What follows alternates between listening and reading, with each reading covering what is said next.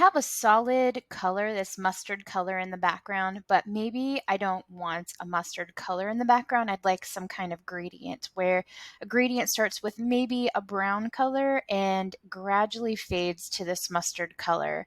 So I can work with a couple different gradients. So if I type in gradient transparent or transparent gradient, there's an option right here. This first one, again, I'm looking for some free versions, and this one's free too, but I'm going to experiment with this first one and go ahead and put this one in. And you can see it goes from color to no color.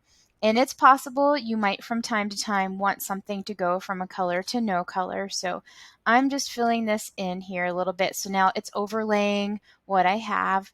And now I can edit these colors that are up here. So I picked the transparency by searching it from it. I was on elements, I searched for it, picked it, but now I'm going to edit it. So I don't really love the colors that are there.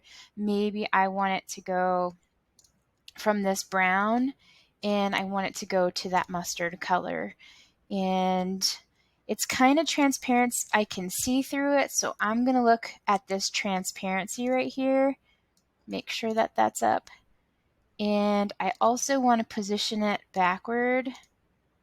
I want it to be in the background. So now I have this background that is a little bit of a dark brown that fades to this mustard color. But I also want to show you that there is, if you search for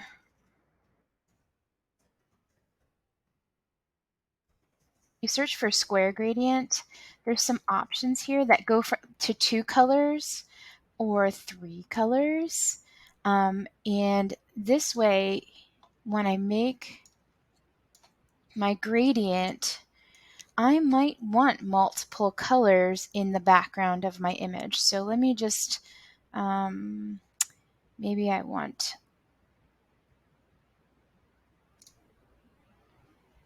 that color and then this color on the end, but my middle color, maybe I want to be a yellow. I don't want it to be a yellow, but maybe I do want it to be some kind of yellow. So now it has the brown on the end. It has the orange on the right hand side and then the yellows in the middle. Now I might want this brown on the other side, so I'm going to take this rotate tool to kind of rotate this around, and now I have the brown on the right side, and I can even mess with the dimensions of this. And I'm going to position this backward a little bit so my guitar is in front of it.